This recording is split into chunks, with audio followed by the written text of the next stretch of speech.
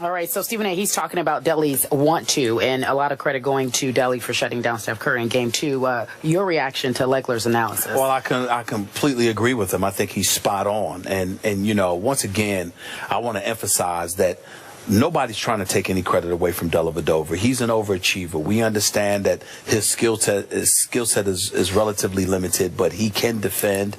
He's a tireless defender. He goes after it. He works very, very hard. He gets up in your face and what have you.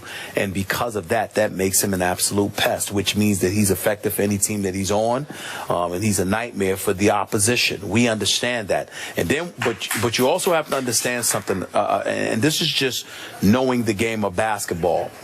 When you are limited, what happens is that a lot about defense is effort. And there's no shortage of effort when it comes to a Dellavedova. When you are a Kobe or you are a LeBron or somebody and you can defend, what you also do is spy.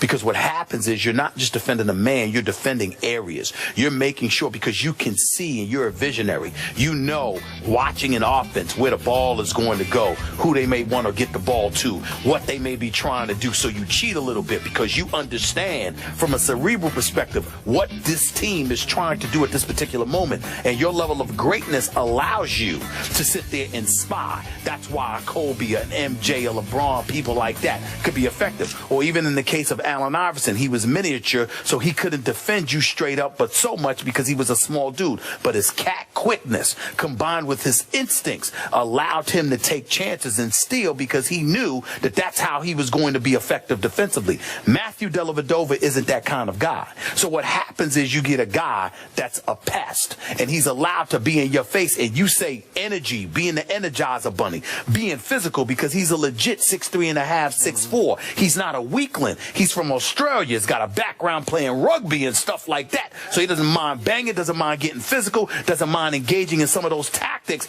that, dare we say, today's players are relatively immune to, because back in the day where it was a more physical brand of basketball in the NBA, okay, in this day and age, it's not like that. So it's one thing where every little ticky-tack foul gets called, but it's another thing if it doesn't. If it doesn't, it can really affect you as an offensive player, because that guy is pestering you. And if Matthew Dellavedova deserves credit for anything, it's the fact that somehow, some way, he actually gets away with being in your face and being physical in today's brand of basketball. There's a skill that comes along with that elevates him to being one of, dare I say, the premier defenders in this game. And he deserves credit for it. The reason why I think, however, Skip, the reason why I think, however, you've got to pump the brakes with it is because, unlike any other sport, if you're going up against a guy whose game is predicated on athleticism and elevation and playing above the rim,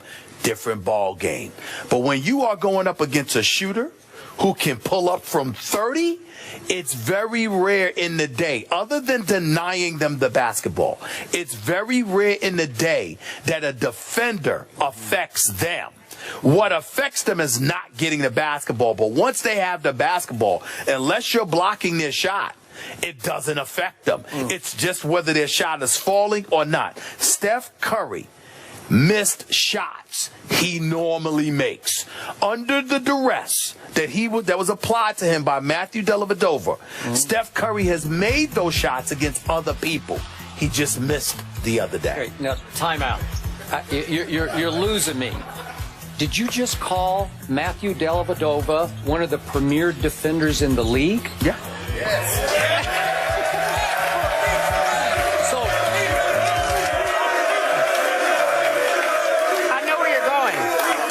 You're going, sir. So I think it was yesterday or maybe just the day before, you were pretty hard on him. Skip Bayless. I thought you gave him next to no credit, Skip and now Bayless. he's... That's because you don't listen. I think I listened too hard. It's okay. I think I heard it all. No, what you do is you give your opinion, and you're so fixated on it that anything that remotely deviates from it throws you a curve. But in the end, what it comes down to is this. Like, don't you and I both agree that Tony Allen is an elite defender? Tony Allen for the Memphis Grizzlies? One of the best. One of the best. Yeah. And for the first, when they lost games 2 and 3 to Memphis, all right, we said Golden State's in trouble. Now, Tony Allen getting hurt had a lot to do with that.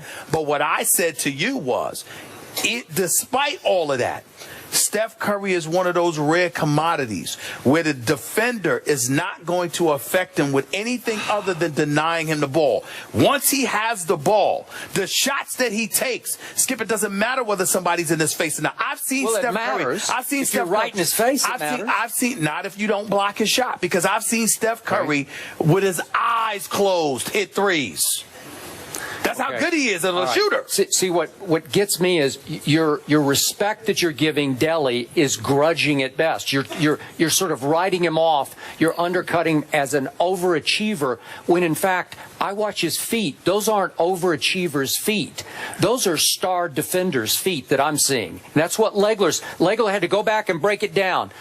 You know, sort of slide for slide. I'm going to look at this one. I'm going to freeze it. I'm going to freeze it. I'm going to freeze it. And I'm seeing a guy who, on film study, Dellavedova after the game the other night on SportsCenter talked about how much tape he watched of Steph before the finals started, because they had all those days to get ready.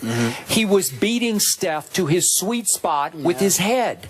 And again, that's borderline. I'm not going to call him a star yet, but he's a borderline star defender, because I saw him do it against Derrick Rose, then I saw him do it against Jeff Teague, and now I'm seeing him do it against Steph Curry. And again, you're right. He's listed at 6'4". I don't know if he's quite 6'4", but even though he doesn't look muscular, I think he packs a wallop. He is beating Steph to the screens and through the screens, and he's keeping that body on him, and he's wearing him down a little bit. And then past is too dismissive, because he's getting there and getting a hand in his face before Steph can get comfortable to do his little flick shot. And again, can Steph go off and score 40? Sure he could tonight. He's the MVP of the league. He's the greatest shooter we have ever seen. That's what I tell you. But the job that Delly did on him this last game was pretty spectacular. And I'm going to give him spectacular, because that was something. But what I'm saying to you is that it's very astute analysis on your part, what you pointed out, because what you're highlighting is what I'm trying to say. Of course, you're a nightmare for a shooter if you deny them the ball, if they're not able to get the ball in the spots they want to, or not at all. My problem is that you take it to the nth degree and act like if Steph Curry had the ball and Dellavedova's in his face, it's going to be a problem. I am saying to you that the tactics that Dellavedova utilizes in order to deny Steph Curry the ball until the shot clock is late, or late in the shot clock, or spots away from the places he wants to get the ball, that's a different ball game. But I am telling you, if Steve Kerr and those guys set enough picks and screens and facilitate Steph Curry getting the basketball, and he's straight up with Dellavedova, I am telling you, he will eat that boy alive. Okay. That's what I am saying. Let's be clear. To eat him alive. Let's you know be what clear. He's going to have to do, and he said this after the game, Steph did? He's going to have to drive the basketball more, because what Dellavedova, I'll get it right. Dellavedova. Delly. Yeah, Delly Trey. Thank you. Delly Trey. You're not getting it right.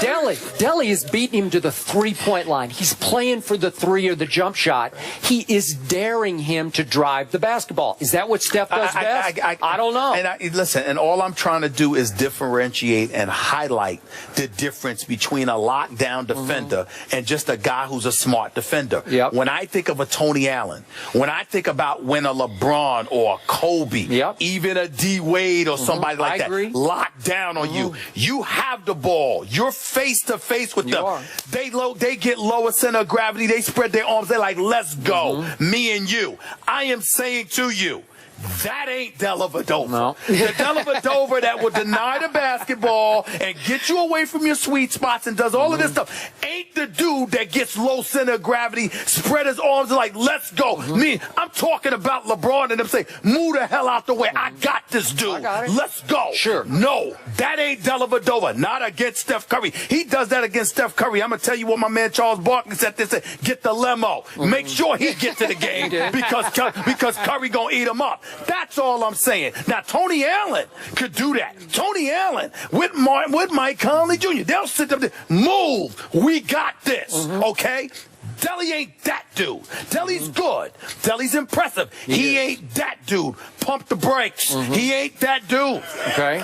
Not against Steph Curry. Okay, we saw what Steph did to LeBron late in the game. Little stop and go, little step back, right? Sure, yeah. Okay, he's capable of doing that. Delly is better at defending that kind of shot than LeBron is. Just don't. It's doing it with your head more. It's anticipating the move more. Now, what I did love about the tagline for Tim Legler, what we just saw, I'm with Tim. 48 hours worth of Steph Curry, the MVP, having to hear Delly. And now we'll see what he'll bring I'm tonight. telling y'all right now, Yep. Delly don't get any help. Yeah. He tried to play Steph straight up. If Blatt and LeBron and those boys do that, Curry will drop 50 on him. Y'all ain't playing. People better calm down. This is Steph Curry we talk about. Yeah. All right, guys. We're holding court after the break. Carrie's court. It's an opportunity for the fans to talk to Skip and Stephen A. We're back in just a few moments. First take on the road at the Supper Club. First Take is presented by Chase, celebrating small business. Learn more at missionmainstreetgrants.com. And in part by M&M's. Movies are better with M.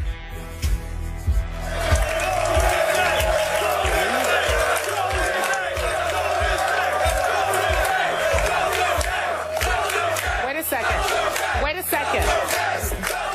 There is some confusion. There's Golden State. There's Golden State and Cavs fans. You guys are bold right here. These I guys get you got some guys. guts. You really do. Keep it friendly. Keep it friendly. We understand. These guys but need to be careful. They just need to be careful. Cautious. Be kind to them. Proceed cautiously. Yeah. As I was saying, you know, we love when people watch the show and send us some tweets. You guys know about Little B, right? You know the curse that Little B put on Kevin Durant and James Harden, which you think is kind of funny. He also said, though, he said specifically that LeBron James, there was no curse. So he's all straight, right? Everybody's good with LeBron. He just tweeted the show. He just wanted us to know that he really liked the Iman Shumpert video, and he wanted to see what you thought about it. What do you think? I just hope Little B doesn't put a curse on Delly. Uh-oh. Right?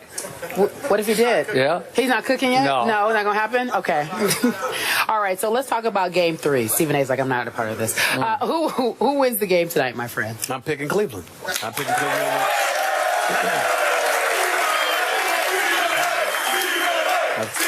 Oh, stop it.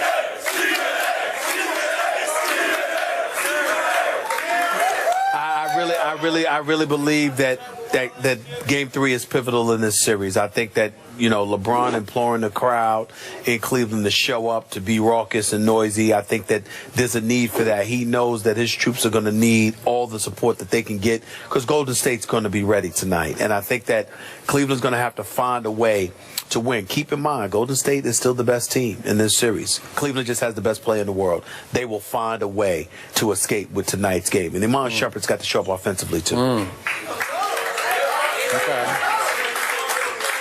I believe, in fact, I know that Golden State's going to win one of these two games in Cleveland, and I believe it will be tonight because I believe Steffi owes his team a game, and I think he will give his team back a game tonight. I got 100-98 visiting team tonight. Let me tell you what we owe you guys here in Cleveland. Another show. We'll be here at 3:30 this afternoon. Please join us, will you? We're going to be on ESPN. Skip Bayless and Stephen A. Smith, I'm Carrie Champion. Thank you for watching. Again, 3:30 Eastern over on ESPN. We'll give you another show